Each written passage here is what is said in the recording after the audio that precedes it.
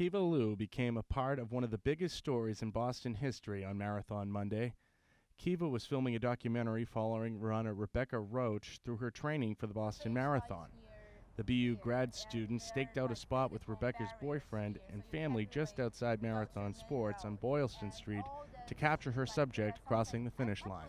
Her decision to follow Rebecca's boyfriend as he reunited with her after the marathon may have saved her life. I hesitated whether I should follow him or not because it was so crowded. I may lost him, and I know they're gonna come back to the store. I can interview them, but finally I decided to run after, follow him. When I just left where I stayed, the bomb just happened behind me.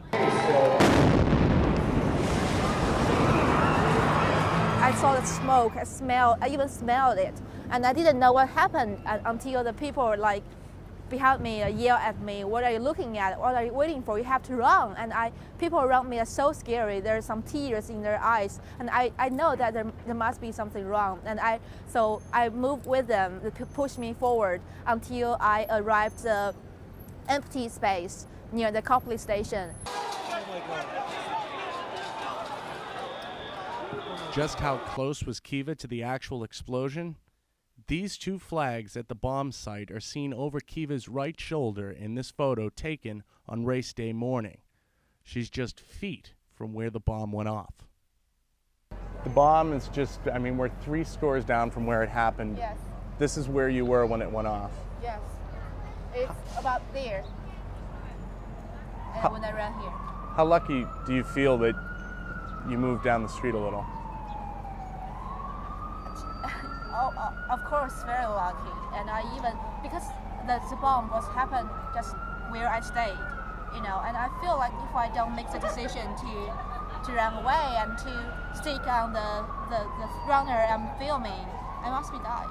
So I feel like probably the insisted of catching the best footage of me, like the face of me, helped me, saved me. Kept you alive. Kept my life, yes. Like any good journalist, Kiva wanted to capture the moment. Here's some of the footage she shot in the immediate aftermath of the explosions.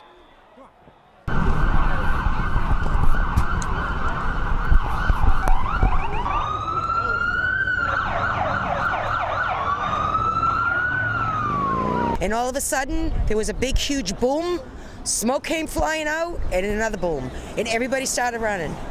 And that was exactly what happened. I feel a little weary since I was in New York in 9/11, and it's just a shame that we can't even enjoy sporting events without having to worry about being harmed. You